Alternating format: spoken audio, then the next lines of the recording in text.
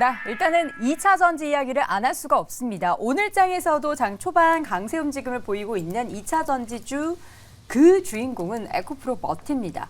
사실 중소형주 같은 경우에는 오늘 좀 파란불이 대부분이 들어오고 있고요. 대형주 가운데서는 일부 종목이 지금 현재 구간에서도 살짝 올라가는 모습이 나타나고는 있습니다.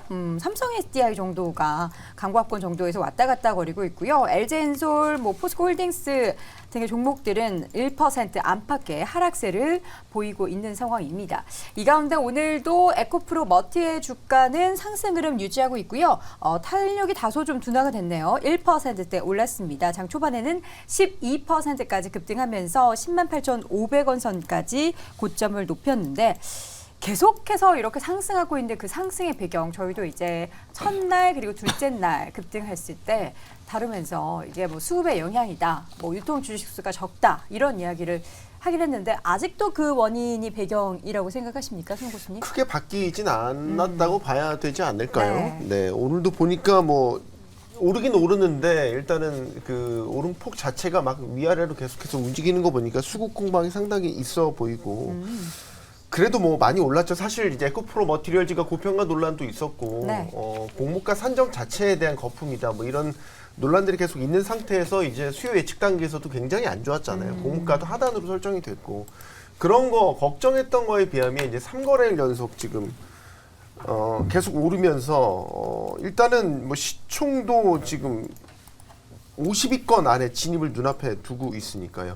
주가 상승률만 공모가 대비해서 160%가 넘게 올랐으니까 상당히 잘 달리고 있는데 역시 오르는 배경은 자금 쏠림이 일단 1차적으로 봐야 되지 않을까. 일단은 그 투자할 게 별로 없는 이런 상황에서 특히 이제 2차 전지에 관심이 많은 그런 이제 자금들 같은 경우는 에코프로 머티리얼즈가 어쨌든 상장을 했으니까 IPO 효과로 좀 이쪽에 자금이 좀 많이 투입된 게 아닌가라는 생각이 들고 특히 네. 장기가 아닌 좀 단기로 보는 트레이딩 자금들이 많이 쏠렸다라는 분석도 나오고 있고요.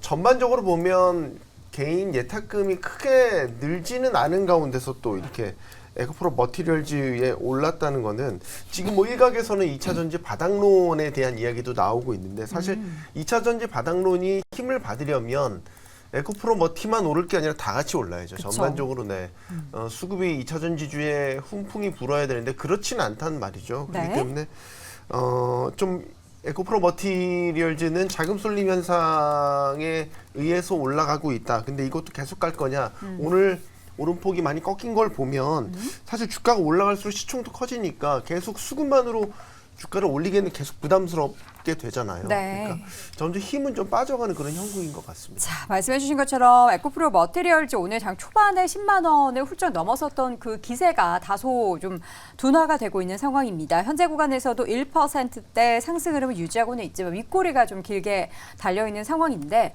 에코프로 머티리얼즈가 연일 이렇게 급등세를 연출했습니다. 지난 월, 화, 양일간 모두 상한가를 기록을 하면서 급등하자 이제 일각에서는 기대감이 다시 솔솔 풍기죠. 이전에 이제 에코프로 그룹주가 워낙에 2차 전지주의 상승을 이끌었었던 그런 장본인이었기 때문에 이번 에코프로 머티의 급등도 과연 2차 전지를 함께 끌고 올라갈 것인가? 이에 대해서는 임순재 교수님 어떻게 생각하십니까? 일단 끌고 올라가긴 좀 어렵지 않을까. 그러니까 에코프로 머티리얼즈만의 이제 어쩌면 개별 장세, 모멘텀이다. 네, 개별 모멘텀이다라고 보시면 될 것 같습니다.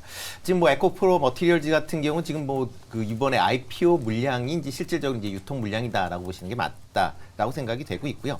지금 거래량이 지금 첫째 날만 해도 4천만 주, 어제 같은 경우도 지금 1,600만 주, 오늘도 지금 거래량 자체로 본다라고 하게 되면 지금 890만 주 정도 하고 있습니다. 그러니까 이런 식으로 이제 어떻게 보면 이제 그 개인들의 그런 이제 수급장이 계속 이어지고 있다라고 보시면 될 것 같고요. 외국인이나 기관 같은 경우는 지금 공모 받은 IPO 물량 대부분을 지금 좀 청산을 했다라고 보시는 게 맞지 않을까 싶습니다. 네. 개인 같은 경우도 지금 10만 원이 넘으면서 아마 매매 공방이 있을 걸로 과연 추가적으로 더 상승할 거냐라는 그런 이제 얘기가 나오는 거 아닌가라는 생각이 들고 있고요. 네. 그렇지만 업황을 본다라고 하게 되면 일단 2차 전지 관련돼서 업황은 내년까지는 좀 부진한 그런 상황이 이어질 것이다라는 게 이제 대부분의 이제 판단이다라고 하면 과연 이제 에코프로 머티만 이제 올라갈 수 있느냐라고 보면 조금 어렵지 않을까라는 생각을 해보고 있습니다. 네. 이재유 교수님은 어떻게 보세요? 에코프로 머티가 좀 끌고 올라가는 시장에 대한 기대는 우리가 좀 과하게 생각하는 걸까요? 그렇죠. 지금 에코프로 머티 한 기업이 다른 2차 전지를 끌고 가기에는 굉장히 부담이 될 것으로 생각을 하고 있습니다. 오히려 에코프로 머티를 매수하기 위해서 다른 기업들을 매도하는 형태도 지금 잡히고 있는 상태이기 때문에 2차 전지 업황 자체에 대한 기대감보다는 수급적으로 에코프로 머티에 자금이 많이 유입됐다. 뭐 이렇게 생각을 하시면 좋을 것 같습니다.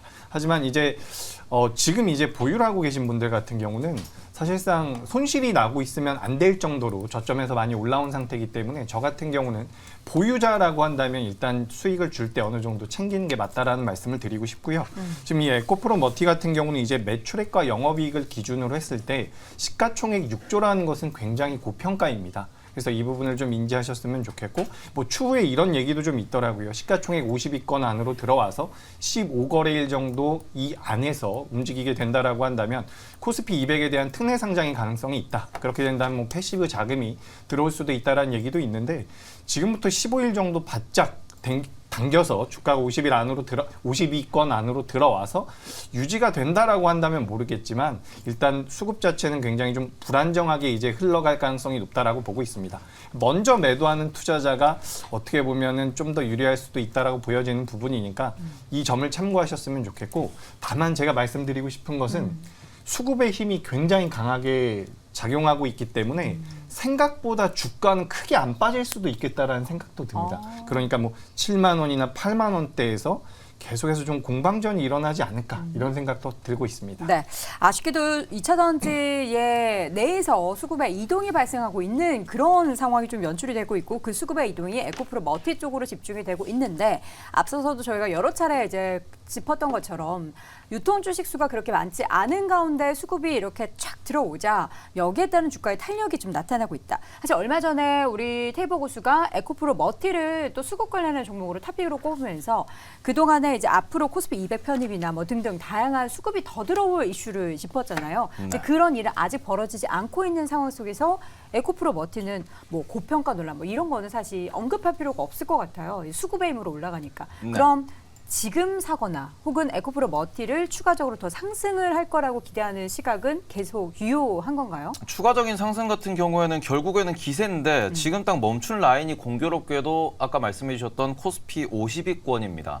말 그대로 어찌 보면은 뭐 요 정도를 노리고 그 10만 원 정도를 바라보고 매매하셨던 분들이 많다라고 보셔야 될 것 같고, 이런 상황에서 지금 다들 이제 한 주의 가격을 보지 시가총액을 보고 접근하는 건 아니다. 네. 그렇기 때문에 개인 투자자 관점에서 한 주에 10만 원이 넘어가면은 이 부분 역시도 심리적 장벽으로 작용할 수 있기 때문에 요 정도 관점으로 놓고 보시면은 좀 더 어찌 보면은 단타로 접근하는 게 맞지 않나, 이렇게 보시면 될 것 같습니다. 네, 기업적 관점에서 고평가 논란, 항상 이제 주가가 많이 급등을 하면은 늘 등장하는 단어잖아요. 에코프로 머티에도 꼬리표처럼 항상 붙어 있는 이야기인데, 주가가 또 이렇게 눌린다면 그 이야기가 더 부각이 되겠죠? 네, 사실 공모가 산출 당시부터 이제 어떤 근거를 가지고 산출을 했냐라고 봤었을 때 상반기 실적을 가지고 이제 산출을 한 게 문제가 됐었잖아요. 네. 근데 이제 3분기 실적이 이제 상장 며칠 전에 나왔는데 안 공교롭게도 좋았죠? 많이 안 좋았고 네. 일단 적자 전환을 해버렸잖아요. 그래서 누적으로 따지면 지금의 공모가가 물론 공모가 희망 범위 하단에 위치해 있긴 하지만 여전히 좀 고평가돼 있을 수밖에 없다라는, 그러니까 부풀려져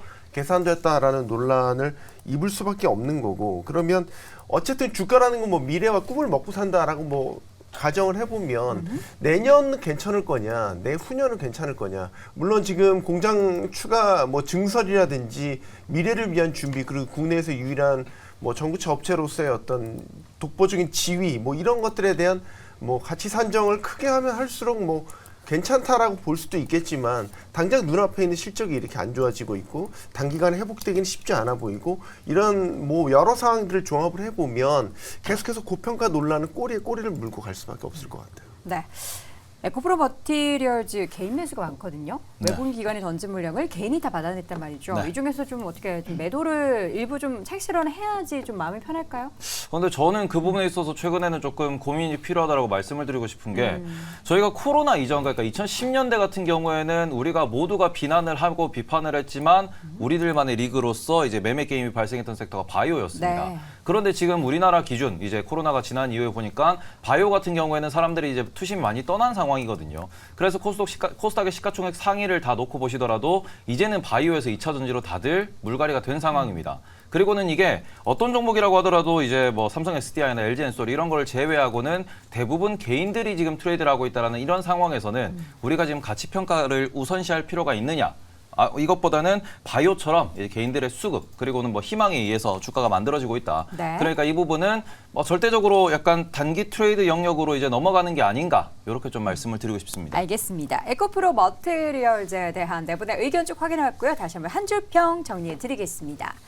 자, 먼저 임순재 고수의 의견입니다. 개인 수급에 따른 변동성을 주의해야 한다. 손소호 고수는 2차 전지 바닥론 시기상조 아닐까라는 의견 남겼고요. 이재규 고수는 수익 줄 때 챙기자. 테이버 고수는 신규 상장은 결국 수급이다라는 의견을 남겼습니다. 자, 오늘 장탑5 첫 번째 이슈는 에코프로 머티 확인해봤고요. 이어지는 4위 주제 확인해 보시죠.